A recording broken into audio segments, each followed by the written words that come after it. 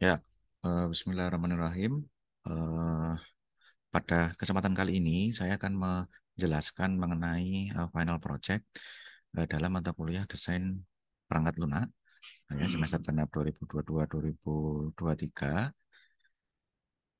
di mana tujuan pembelajaran dari pertemuan kali ini dan tugas final project ini adalah yang pertama, mahasiswa mampu membuat dan menjelaskan arsitektural desain dan detail desain dari suatu usulan aplikasi. Kemudian yang kedua, mahasiswa mampu membuat dan menjelaskan sequence diagram dan IR diagram. Ya, tentu saja nanti ada satu lagi namanya use case diagram, di mana use case diagram ini sudah dievaluasi kemarin ya di UTS. Tapi pada kali ini nanti juga akan ada juga perlu dibuat use case diagram. Kemudian yang ketiga, mahasiswa mampu membuat dokumen deskripsi perancangan perangkat lunak atau DPPL yang mencakup seluruh format-format yang nanti akan ditunjukkan gitu ya, dan template-nya sudah dibagikan di grup Telegram. Nah, saya mulai dari instruksinya ya, instruksi dari tugas hari ini. Itu yang pertama adalah Anda diminta untuk membuat dokumen DPPL. Di mana dokumen DPPL ini formatnya setelah ini akan saya bahas ya. Eh, Terutama yang harus ada itu adalah architectural design, terus kemudian ada detail design, gitu ya. Nah, di detail design itu di kali ini itu yang harus ada itu adalah use case diagramnya, terus kemudian ada sequence diagram, kemudian ada juga IR diagram. Oke, saya akan eh, mulai dari contoh ya, contoh dokumen di BPL. Jadi yang sudah saya bagi di grup ini adalah contoh dari pengerjaan dokumen di BPL. Di sini eh, di daftar pustaka itu kita bisa lihat ada perancangan arsitektur itu kalau di bahasa Indonesia ya, di bahasa Inggrisnya itu biasanya architectural design gitu ya kita kenalnya. Perancangan rinci itu namanya detailed design gitu ya. Nah, kalau di buku-buku yang kita pelajari. Nah, eh, untuk architectural design dan detail design yang akan kita bahas itu nanti kita akan bahas dari detail desainnya terlebih dahulu. Nah, di mana detail desain yang perlu dibuat di sini adalah yang pertama sequence diagram. Yang pertama, sorry, use case diagram. Terus kemudian yang kedua adalah sequence diagram. Kemudian yang terakhir itu adalah ER diagram. Eh, di sini ER diagram itu eh, apa ya cukup dibuat ER diagram saja, bukan kelas diagram.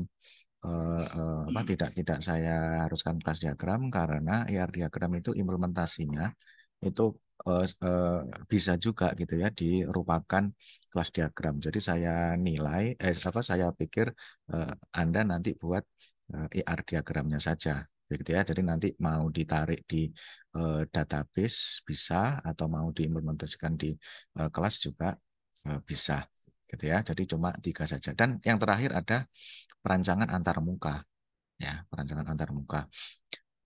Oke.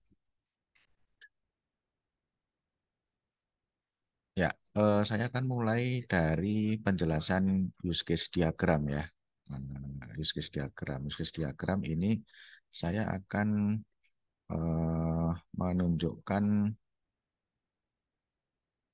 eh, use case diagram. Jadi kalau dicontoh itu memang use case diagram tidak ada ya.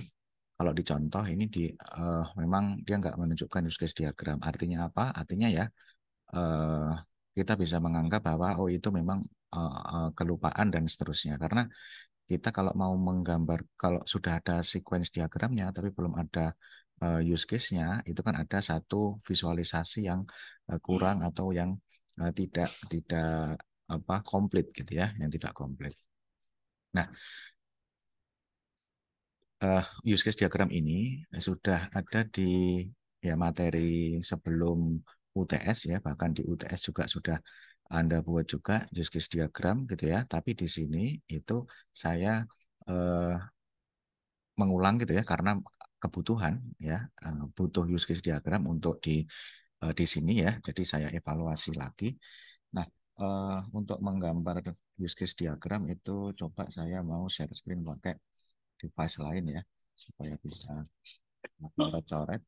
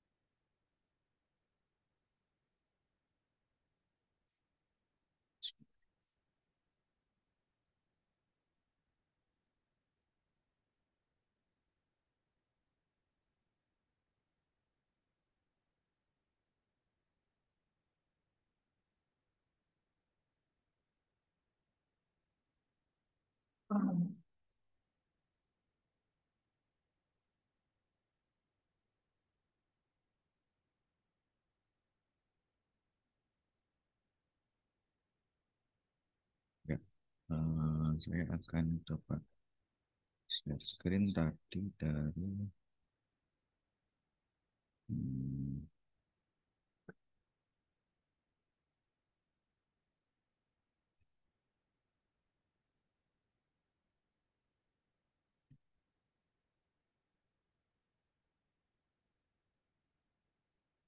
ya. Di sini saya sedang menampilkan. Ini suara saya jelas dan gambarnya ada muncul.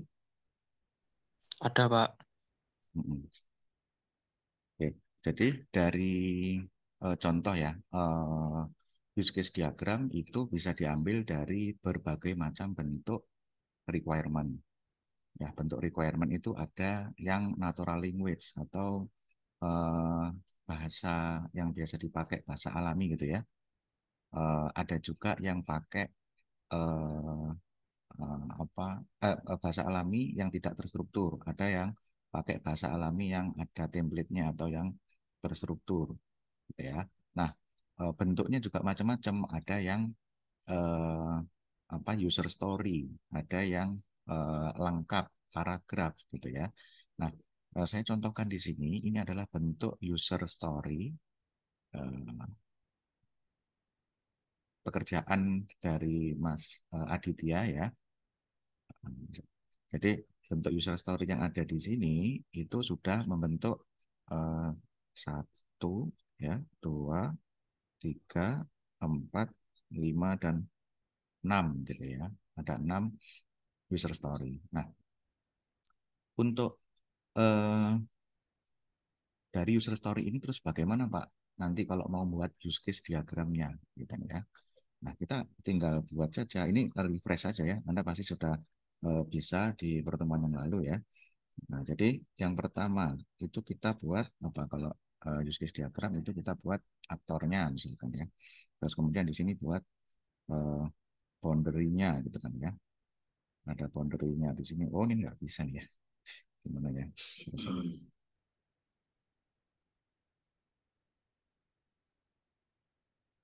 Nah, aja ini.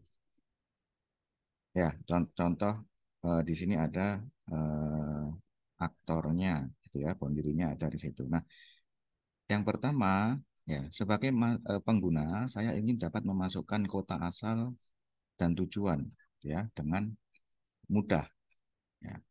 Di aplikasi yang dibuat ini kan tentang apa itu penerbangan misalkan ya. Nah, use case itu menggambarkan user dan sistem itu interaksi apa saja yang bisa dilakukan.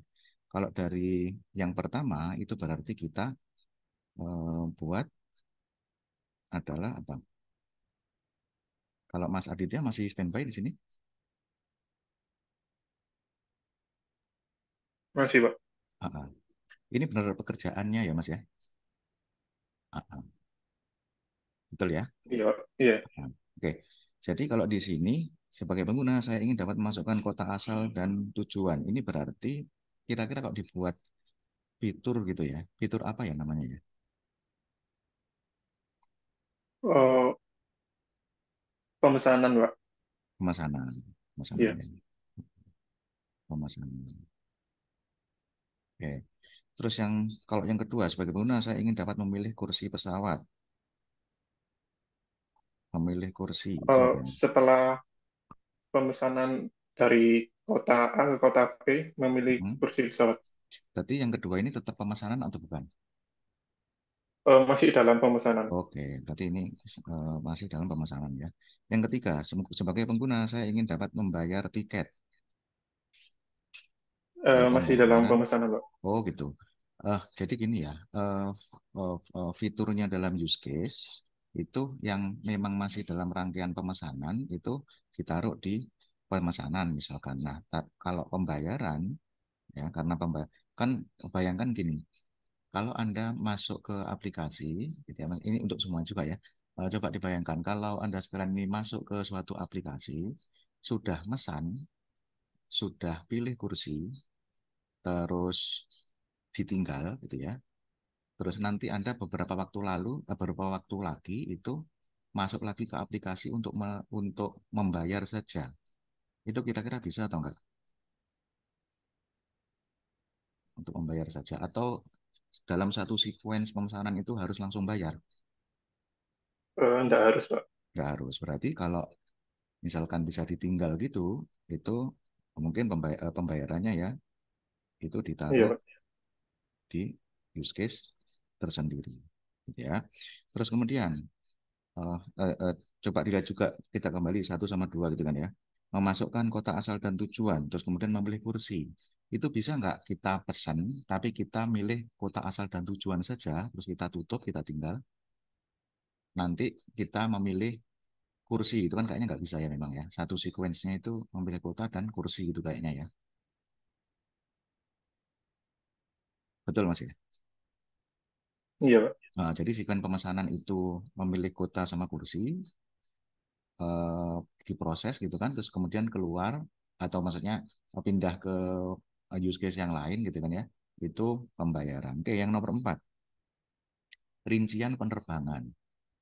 Nah, rincian penerbangan ini, eh, misalkan Anda pakai suatu aplikasi, mungkin nggak itu, misalkan pembayaran sudah selesai nih, sudah beres dibayar. Anda tutup aplikasinya, terus suatu saat itu Anda ingin lihat rincian penerbangannya. Nah, rincian nomor 4 ini ya, rincian penerbangannya. Kira-kira bisa nggak langsung lihat rinciannya tanpa proses yang sebelumnya? Bisa, Pak. Bisa. Berarti yang ini tentang rincian penerbangan gitu ya, tentang rincian penerbangan. Dan seterusnya sampai nanti proses yang terakhir ya, sampai proses yang eh, berapapun user story, berapapun requirement yang Anda miliki gitu ya. Jadi Anda sekalian ini bisa membayangkan, oh kalau di aplikasi saya itu requirement atau kebutuhannya itu ada sekian, itu ya harus dimodelkan dalam use case supaya tercakup semuanya, gitu ya use case-nya. Nah ini berarti yang nomor 5 ini memang belum, nomor 6 belum, dan seterusnya nanti dimodelkan dalam use case. Nah, di dalam tadi saya eh, di dalam template tadi ya, di dalam template tadi ini kan memang belum ditampilkan ya use case-nya kalau Anda lihat di template yang dibagi ini kan memang belum ditampilkan ya, ditampilkan. Nah, Anda saya minta untuk membuat use case-nya, use case dari requirement ya seluruh requirement yang Anda miliki. Nah, terus kemudian tugas yang kedua tadi adalah tentang arsitektural, sorry, eh, sequence ya, tentang sequence diagram. Nah, sequence diagram itu yang bagaimana? Nah, kalau di template itu bentuknya sequence diagram. Contoh misalkan kelola data jumlah hasil begini ya. Oke, sequence diagram ini menggambarkan interaksi gitu ya antara user ya, antara aktornya siapa terus kemudian ke interface-nya aplikasi, terus kemudian ya utamanya ke boundary atau ke database-nya. Contoh di sini misalkan kelola data jumlah hasil, gitu ya. Ini konteks yang lain lagi. Nanti kita akan tarik ke konteks yang use case yang tadi, gitu kan ya. Oke, jadi kalau data, oke, bentuk sequence seperti ini dulu. Kita ingat ya. Di sini ada boundary, di sini ada apa? Boundary value analysis bukan ya namanya. Ya MVC bisa, gitu ya. Kalau yang di konsep satu apa? View, model sama kontrol kan. Kalau view, model sama view, kontrol sama model gitu kan ya. Kalau yang di MVC. Kalau yang boundary itu boundary, control, entity ya. Boundary, control sama entity. Boundary itu interface-nya, control itu kontrolnya kalau di MVC, entity-nya itu modelnya, gitu ya, modelnya. Nah, ya Anda di sini menggambarkan, oh kalau misalkan untuk fungsi atau use case kelola data jumlah hasil, ya itu apa yang dilakukan untuk mengelola data jumlah hasil yang pertama, gitu ya, dia meminta apa, gitu ya, kelola data hasil jumlah UI, jumlah UI, meminta data hasil jumlah UI, maka dia mendapatkan sistem mengirimkan melalui interface-nya itu data tersebut. Terus kemudian di sini tambah data hasil jumlah, gitu ya, tambah data hasil jumlah diketik atau diisi gitu kan ya.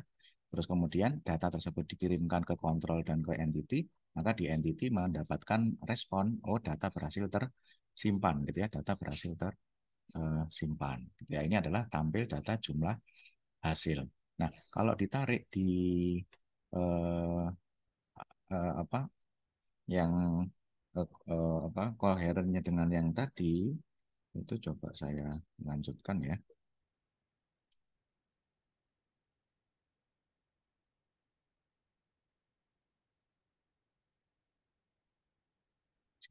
Lanjut tadi berarti gimana ya? Ini. Oke. Nah, yang seluruh use case masing-masing use case harus dimodelkan di sequence diagram. Saya ulangi. Misalkan di sini ada taruhlah tadi 1, 2, 3 terus 5 total gitu ya. Totalnya 5.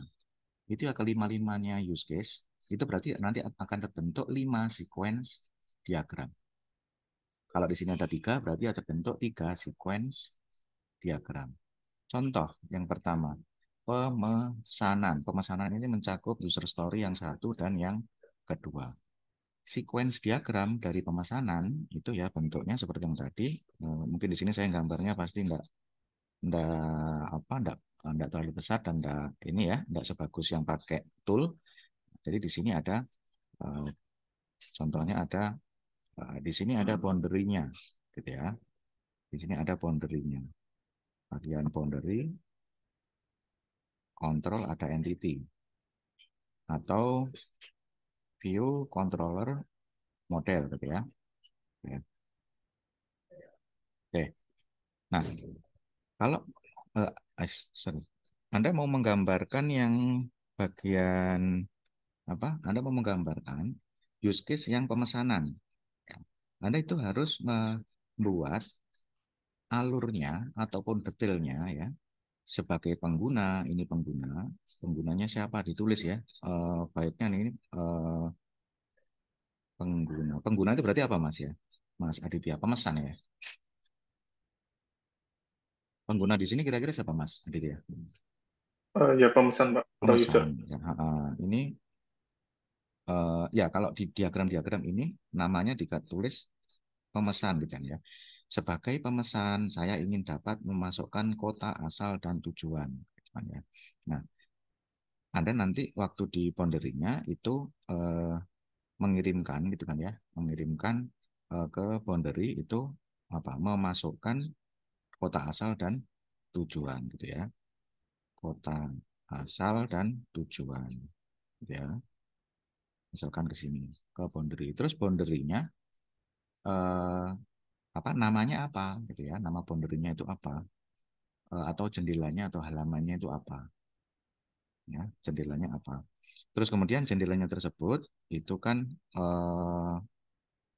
maksudnya jendelanya apa itu kan Anda punya banyak banyak apa namanya banyak ketampilan tuh ya atau punya banyak ide tampilan. Nah, kalau yang window atau jendelanya sih tentang menangani kota asal dan tujuan itu Anda namai apa gitu kan ya. Nah, terus nanti dari sini dikirim ke database misalkan atau menurut Anda ini harus satu dikirim dulu, terus dua dikirim dulu atau bagaimana? Misalkan kalau ini kota asal dan tujuan itu harus dikirim, ya harus dikirim dulu. Berarti ya di sini diproses ke database dulu, ya kontrolnya namanya apa, database tabelnya namanya apa, gitu kan ya, baru di sana. Terus kemudian yang kedua Anda mengirim lagi gitu ya, mengirim lagi yang kedua ini, gitu ya kursi pesawat apa ini memilih kursi gitu ya memilih kursi ya di sini memilih kursi halamannya namanya apa dinamai jadi interface yang menangani milih kursi itu apa nah itu terus dari sini nanti dikirim ke kontrol terus kemudian ke entity nah dari ketika seluruh data ini masuk itu sampai bisa atau Anda bisa mendapatkan apa mengeluarkan eh, feedbacknya apa gitu ya berhasil tersimpan misalkan ya tersimpan gitu misalkan oke jadi untuk seluruh sequence ya misalkan ada satu dua tiga gitu kan ya sorry seluruh use case itu berarti di sini ada sequence-nya sequence diagram untuk proses namanya harus persis satu. Nah, nanti ada sequence diagram untuk proses 2, sequence diagram untuk proses 3, dan seterusnya sejumlah use case-nya. Gitu ya. Oke, ini untuk sequence diagram. Ya, kemudian tadi kita akan lihat lagi bentuknya ya. Setelah sequence itu kan berarti ada ER diagramnya. Ya, diagram kita lihat ini ya. Nah, ini ER diagram ini Anda dulu sudah pernah ini membuat ER diagram ini. Ya. Mas, sebentar, saya sebentar ya.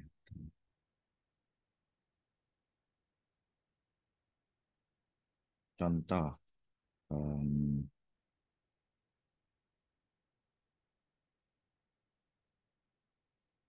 saya mau share screen dulu.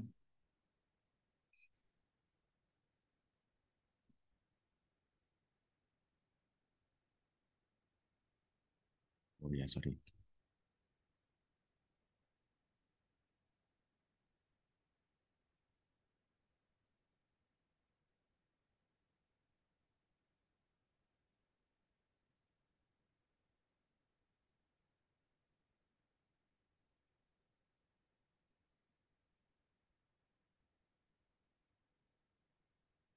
Nah, misalkan di sini tadi ada sistem pemesanan pesawat ya, sistem pemesanan pesawat.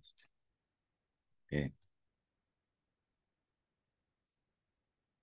ya.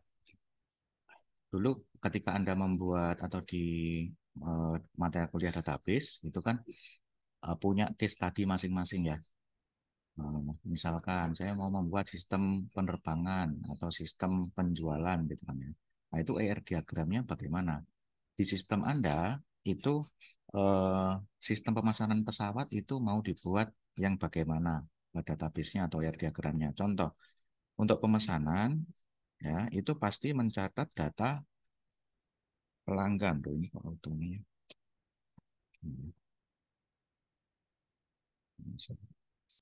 Ya, misalkan di sini ada data pelanggan gitu ya. Terus kemudian ada juga eh, maskapai, ya. Ada entitas maskapai. maskapai. Terus kemudian ada juga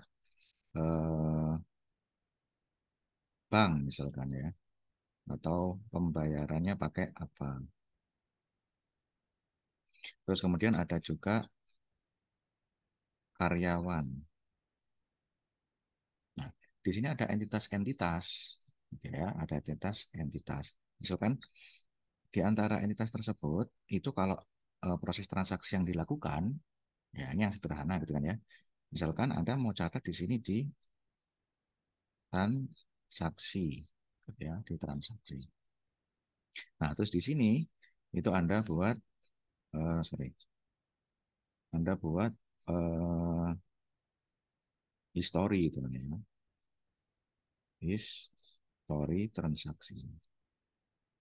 Misalkan Anda mau mencatat dari pelanggan ke transaksi, misalkan ya. Nah, ini Anda buat, oh nanti recordnya pelanggan itu pasti tercatat di transaksi. Oh berarti nanti dibuat seperti ini. Oh recordnya maskapai apa itu pasti tercatat di transaksi. Nah itu Anda eh, buat nanti seperti ini misalkan ya, dan seterusnya sampai terakhir. Oh histori transaksinya itu nanti dicatat di sini. Oh berarti ya nanti bentuknya seperti itu. Dan untuk semua entitas yang sehingga si developer nanti paham, oh yang entitas yang harus dicatat atau harus disimpan di aplikasi ini itu entitas apa saja. Itu Anda modelkan di ER diagram. Toolsnya kalau yang Anda sudah pernah pasti sudah pernah pakai itu Oracle SQL Developer Data Modeler ya. Jadi Anda bisa pakai lagi tool tersebut untuk menggambar logical data modelnya. Ya, itu untuk ER diagram. Oke. Kemudian stop share dulu. Selanjutnya kita akan kembali lagi di panduan tadi ya, contoh di BPL. Nah, kita sudah menyelesaikan seluruh detail desain. Ya. Sekarang yang terakhir arsitektural desain ya. Nah, kita kita apa? Saya menjelaskannya mundur, dari detailnya dulu, terus kemudian arsitektural desainnya. Kenapa seperti itu? Karena arsitektural desain ini merangkum ya gambaran seluruh aplikasi yang ada di atau ide aplikasi Anda, gitu kan ya. Di layer presentation ya, di layer presentation itu berisi, kalau di MVC itu berisi view-nya. Seluruh view, seluruh halaman yang sudah Anda gambar gitu ya, atau Anda sudah bayangkan, oh nanti halamannya ini gitu ya, itu dibuat di layer presentation. Nah, di layer presentation tersebut itu berhubungan dengan entitas atau boundary apa gitu ya, boundary apa atau model apa gitu kan ya, dengan database apa, dengan database yang mana. Nah, database-nya itu ya yang kita buat di ER diagram tadi. Contoh kalau di sini ada data user, hasil kebun, data perkebunan, data pemilik perkebunan, data jumlah, itu bisa atau sesuai dengan gambarnya logical data model tadi gitu kan ya. Contoh di sini ada database data pemilik perkebunan, data jumlah, ya hasil kebun, data user, gitu ya. Itu apa? Kalau kita kenal dulu itu kan prime entity atau entitas kuat, gitu kan ya. Nah, itu ya harus sesuai gitu ya. Memang di arsitektural desainnya itu memang harus sesuai dengan itu. Nah, kalau yang di eh, presentation layer itu eh, judul-judulnya itu judul jendela atau halaman yang Anda buat.